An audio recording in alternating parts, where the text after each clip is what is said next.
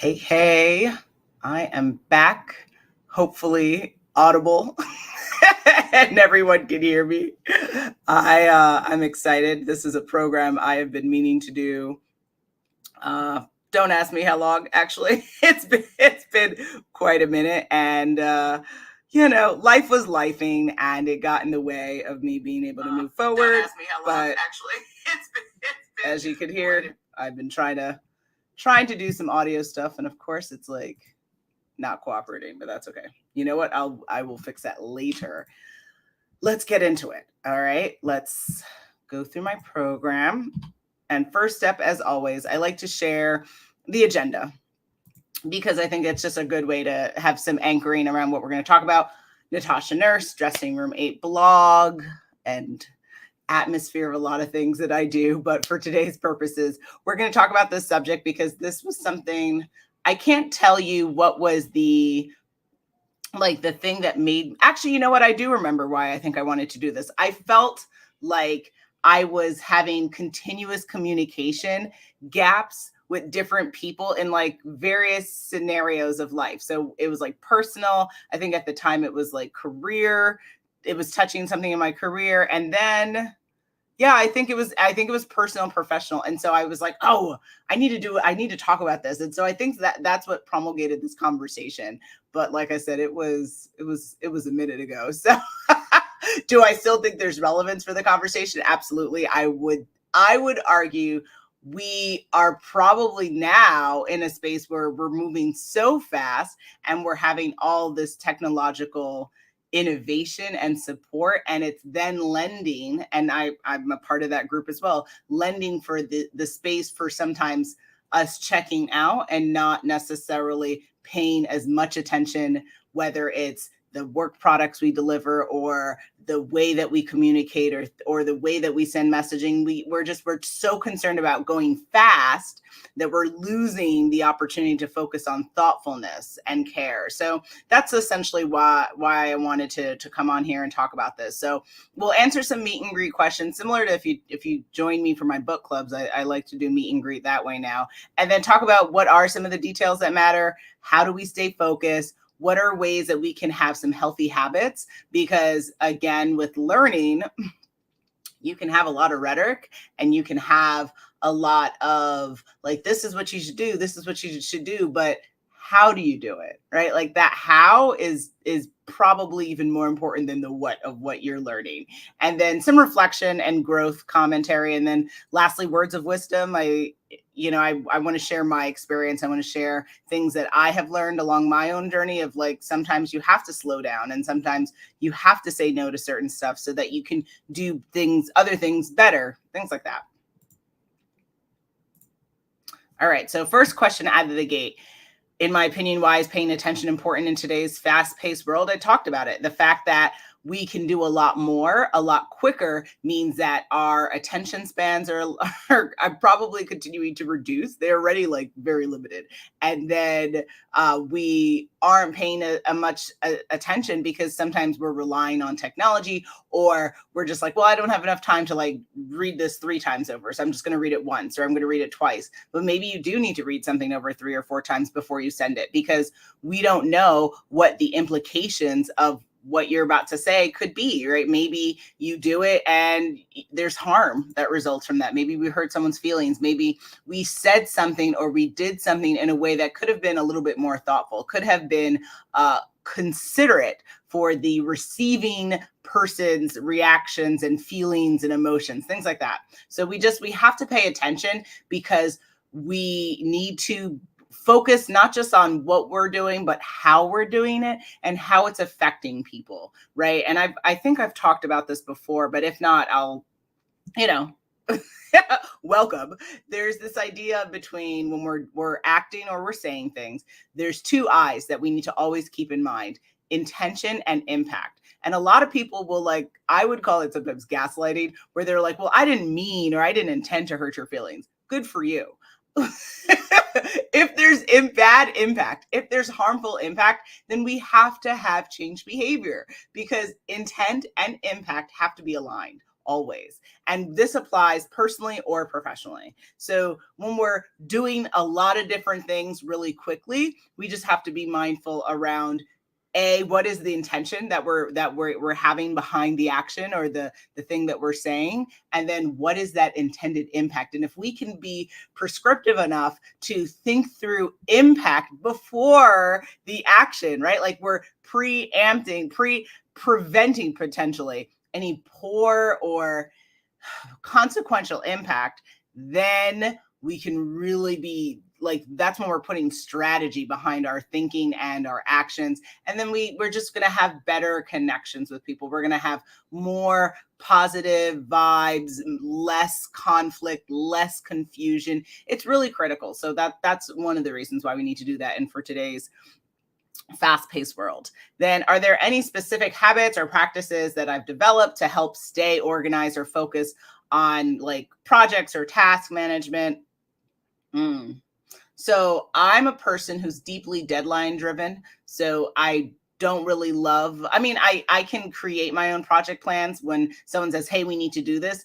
If they fail to tell me a date and time, then I'm usually the person to say, well, when do we need to do this? And like, what's the first time to review this, right? Like things like that. I learned to become a project manager in that sense. But deadlines, I would say, is a really great habit that I've put in place personally and professionally, because if you don't attach a deadline to something, then it's going to live in the ether, right? And I've experienced this too, because I have a lot of different things I need to do personally and professionally. And sometimes I want to have deadlines, but like sometimes I'm like, okay, I'll put a deadline on this later, and then 2 months later, here we are. We still need to do X thing. It's challenging. But deadlines, mostly if you can be realistic about the type of deadlines you set, if you also build in time in the way you manage this project, and to be successful in life, project management has to come into play. And no, you don't need to go to school for that. You can learn and you can work and develop the project management tools that are going to be helpful for you. But you've got to look at your life and different aspects of your life as if they are projects, and some are ongoing and some are finite. And within the project, what is the scope that you're trying to accomplish? What are the tools and resources you need? What are the specific deadlines? And then hop to it and go, right? So that's what I would say, project management, and really focusing and anchoring things around deadlines. Then lastly, what advice would you give to someone looking to improve their ability to notice and appreciate the little things in life? A couple of things. First, I'm very much driven by the idea that I am a person who acknowledges that for my history and my background, that I am a descendant of slavery. And my family was, from the Caribbean, so different drop off from the boats. But nonetheless, I haven't done my full ancestral breakdown, so I'm not sure all of my history background, but I know that my parental units are Jamaican and my immediate family is Jamaican. I can't speak beyond that. But because of that, I say this to say that if you come from if you're a descendant of that type of trauma, that type of horror, that type of human degradation, that you owe yourself and those descendants to live the most impactful, amazing, incredible life you can live, because those people didn't. Those people were enslaved. Those people were in chains. Those people were disrespected beyond belief. Right. And I know that that's really harsh. I know that's really heavy for like the morning or this time of the day. But I'm just being honest. That's a driving force for me on an ongoing basis to say, even when I'm tired, I don't know what I can't, you can't compare trauma and sadness and horror, but I best to think that yes, I'm tired, but there are other versions of tiredness that I'm grateful that I haven't experienced through the horror of my descendants. Right. And so I owe it to them to wake up and be my best self. And if I have to throw myself out of the bed to do something, I got to throw myself out of the bed. If I have to learn to be better at something, I have to learn to be better, because my ancestors couldn't. So that's one driving force. And I would say, think through what is all of the people, all of the experiences, all the things that needed to happen for you to be who you are today. And does that motivate you? Does that move you to say, you know what, I can be better? You know what, I can try a little bit more. That's one thing I would say. And then the other thing is, if that's like too heavy or that's just not motivating for you, depends. Everyone's motivated by different things. Second thing is, why do you want to do something? I always say this in all the talks I've ever done. Really, I really like to hone in on foundational why, because your why is the ground you stand on, right? You can wake up and do different things. You can complete different tasks. But if there isn't an umbrella of why for why you're doing what you're doing, you can simply stop. And we don't want to, right? We want to set goals in life and we want to achieve them. We want to look at that at the end of the road and say, hey, I did all this because, right? What's that because for? Why are you doing what you're doing? Why are you in the career that you're in? Why are you doing these hobbies that you're doing? Why are you volunteering? Why are you a parent? Why are you doing any of the things you're doing? You should have a clear foundational why. And if you haven't, then I'm so glad that you've seen this program to be able to now question that for yourself and start to document that and start to journal that and start to work through the foundational whys for every segment of your life. Parenting, partnership, I meant like in a romantic sense, schooling choices, programmatic work that you do, volunteer work that you do, career decisions that you're making. There has to be a grounding why that tethers. And if you're really awesome, maybe your why is actually connective tissue for all the different things that you're doing. Because as we know, adulting means you do 25,000 things at once. Yay. So do you have one central why that's tethered throughout all of it? That's really awesome. And if not, and if you're like, no, Natasha, I have 5 different whys and this why is for this and this why is for that. That's cool. Do you, right? There's not one way to do anything in life, but just make sure you're clear on why you're doing everything that you're doing. All right. That was a lot. That was heavy. Okay. So details to pay attention to. For those of you who've ever experienced any health issues, any mental health issues, that is like number one with a bullet. You have to pay attention to your body. You've got to pay attention to your mental sanity and just stability. And why I say this, because if you don't, then you can't do anything. You know, if you've ever heard the phrase health is wealth, it's 1,000% true. You could have $1 trillion. If you can't physically move, if you can't think, if you can't operate within the body you have, what's the point? What's the point of any of the resources you have or don't have, right? So physical, mental, spiritual health is number one, because with that allows and broadens your ability to go out in the world and do what you need to do and do what you want to do. But you have to start with that. And then next, and this is a harsh one for some people, and not so much for me, but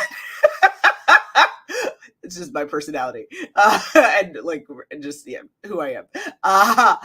Meaningful relationships within the different types of people that come into your life. So you have your family, you're right, your born family, also the family you make, your friends, loved ones, partners, things like that.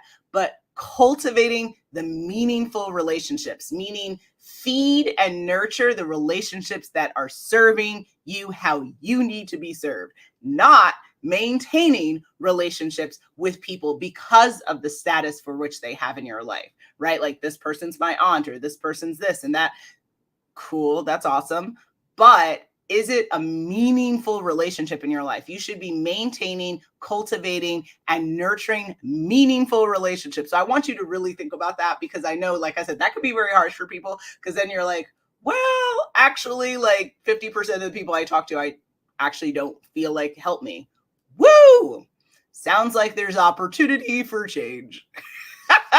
But like I said, I know that can be hard. So that probably is a project for yourself that you would do in phases. And first phase is that self-awareness and that auditing of like, okay, who are the people in my life? The real short list of people that are really ride or die for me, that are there for me in a meaningful way, that make me feel supported, that make me feel like they are not just coming to use or abuse, they're coming to be a partner and a support system, and it's a two-way street. that list is probably a lot shorter than you would think it is. So those are the relationships one should be focusing on. Whew, it's harsh. Okay. Pursuing passions and interests. This is something to pay attention to. There are people I've spoken to and throughout my life who have said, I don't know what I do for fun. That's very sad. That's very upsetting. Why? Because there's more to life than work. And there's more to life than just taking care of other people. Hello. The most important relationship you'll ever have in your life is the one with yourself. So a part of being in a good relationship with yourself is knowing yourself. Woo! So that means hobbies, that means passions, that means interests, that means discovering new passions and hobbies and interests. So if you are feeling like you're in a place where you're like, well, Natasha, I don't really have enough time for that, or I don't know where to start, that's okay. You can check out my blog. We can have a conversation. I'm happy to help on that journey. I would also argue that I'm on that journey for myself, because at the turn of the beginning of this year, 2023, I said, you know what? I was really struggling with inner happiness last year, and sorry for the coughing. And I said, I need to really make 2023 a year where I hone in on happiness. I even have a happiness journal, and I'm a little disappointed with the journal. I don't feel like the journal has been that productive in increasing my happiness levels, but I'm happy that I tried it, and I'm, working my way through it. But nonetheless, I would say this year has been much more substantially intentional around happiness than it was last year. So I'm happy to see and feel the growth there, but I had to sit down with self and I had to really think through that, like, especially during the holiday times. I know we're about to kind of get into that period of the year, and people, sometimes get depressed. They're challenged by it. It's a hard time, because it's a time where there's a lot of also excitement around pumpkin spice this and that and all of that good jazz, and time with family and eating more food and sugar than we should be doing or want to do, whatever. But nonetheless, I really like the fall and the holiday season, because it's a time for celebration, but then it's also a time for that deep reflection and start to really think through, how are we going to make 2024 a more impactful year? What are we actionably going to be doing that's feeding me in a way that I didn't feed myself this year? Right? Like things like that. You have to really ask yourself those critical questions. And that's alone time. So like making space, kicking people out of the room, doing what you need to do to get this work done. Next, put another space to grow and think through, like, what are spaces to pay attention to. That's that personal and professional growth. So yes, I talked about happiness, but are there other things that you're interested in improving upon or changing in your life, whether it's the relationships you're having or the types of things that you're doing in your life, habits, bad habits, like those are things to pay attention to. But then also within your career, if you're looking to grow in your career, well, pay attention to what are the things you're doing well, what are the things that you need improvement upon, and then creating that action plan. Who are the people you need to work with to develop that pathway for yourself, right? So that's another space. And then next thing, and this is not an exclusive list, meaning these are the only 5 things Natasha told me and that's it. No, of course not. I don't have 1,000 hours to give to you about all the different ways that you could pay attention to things. But for the time that we have, I feel like these were good things to anchor around. And the last one is thinking through your contribution to this world. Not everyone sees themselves as an advocate. Not everyone sees themselves as, charging ahead and making waves for things. That's okay. Everyone has a different journey and has a different role to play in this world.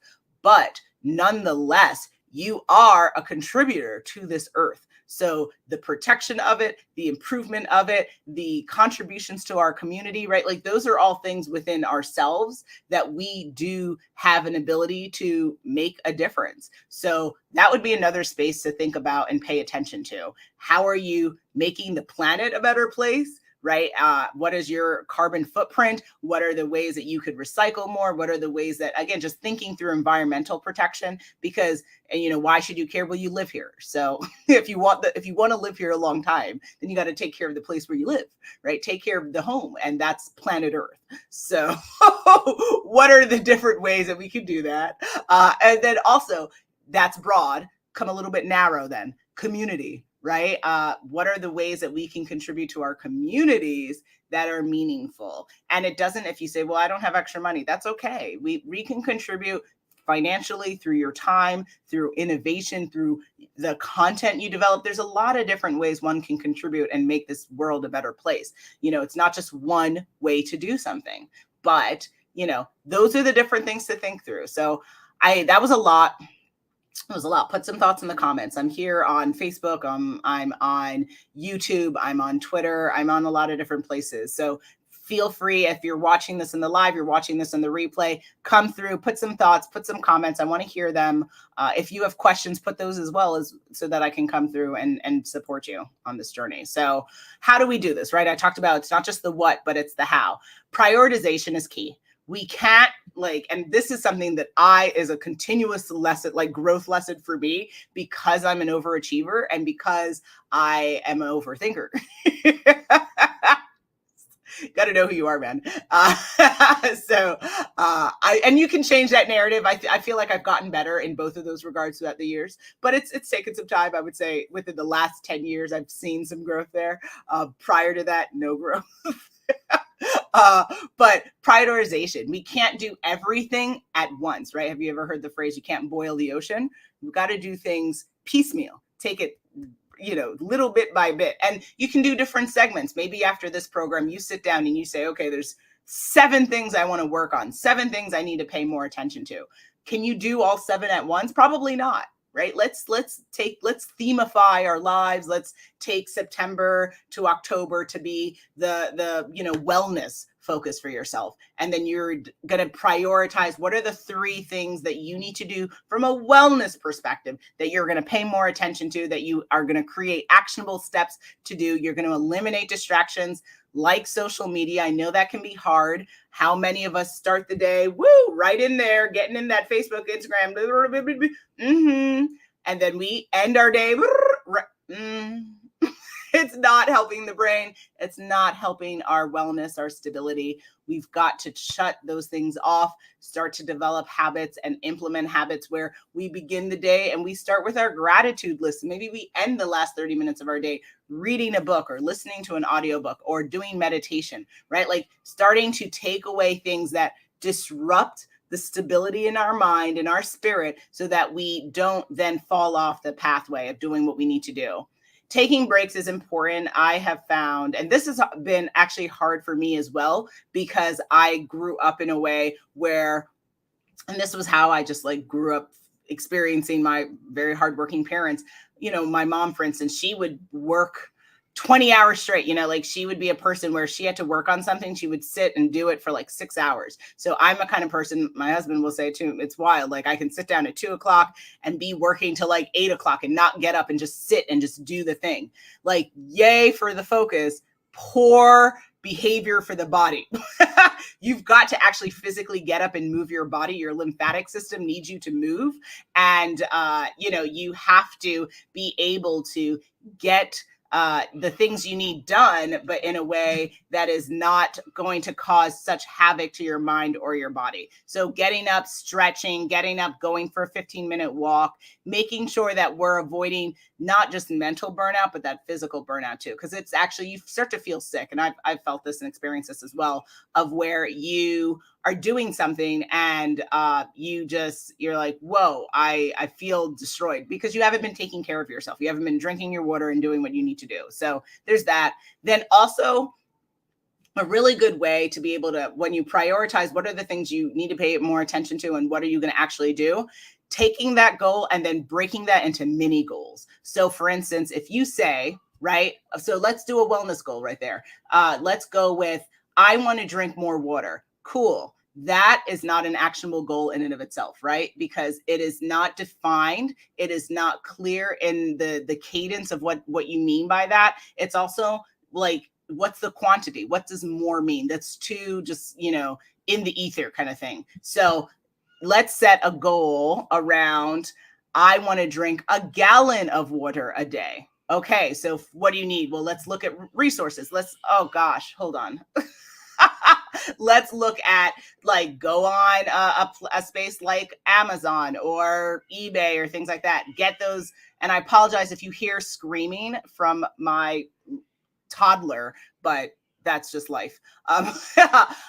If you have a gallon water bottle, the ones that you can get are the ones that have the different measuring marks. So when you should be drinking it, so they have ones that say drink by 7 a.m., by 10 a.m., by 11, by 1. That's a really helpful guide because there's accountability and there's a way for you to then focus on what do you have to do throughout the day to be able to get to that 1 gallon mark of I drank that. So that would be one thing. And so you've set what you want to do, how often you want to do it, and then you have a tool to be able to implement that, right? So that, but taking the one goal and then making it more tangible and then also breaking it down to say, how am I going to do it throughout the day to be able to achieve it?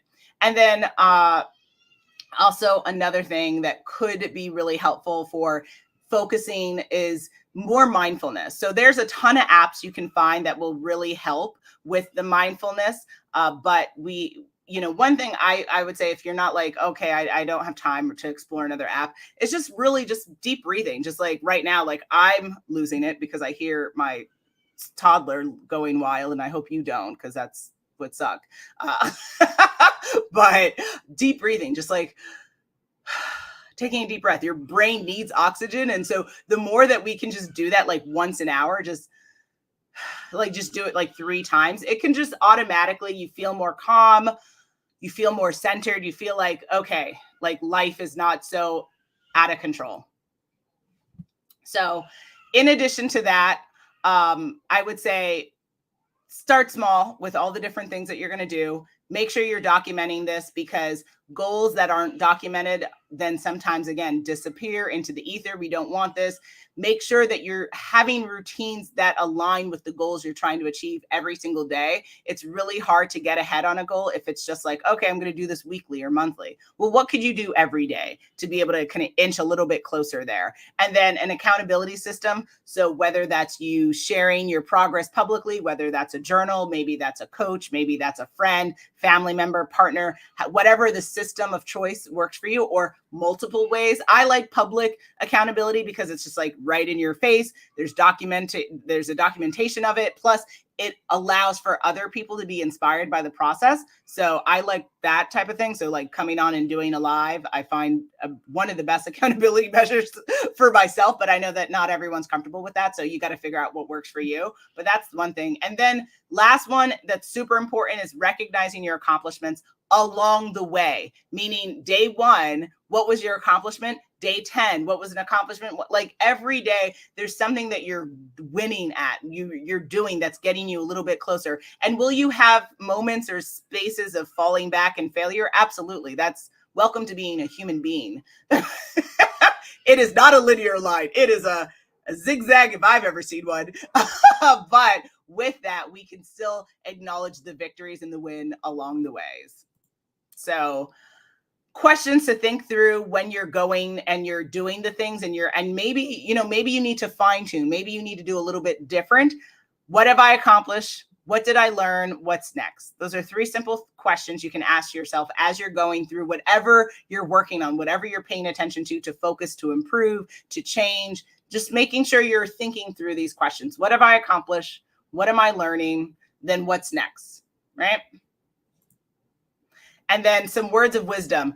Please, please, please know that you are in the driver's seat of your life. Life is not happening to you. It's happening for you. I think Tony Robbins said that, and that will probably stick with me for the rest of my life, because too many people sit in victim mentality. Oh, this happened. And then, okay. All right. You're in the seat. Go ahead and drive the car. If you really want something, you'll work at it. No one has to convince you to go and do the things you really want to do. So when it comes to goals, let's be real with ourselves and let's just get it done.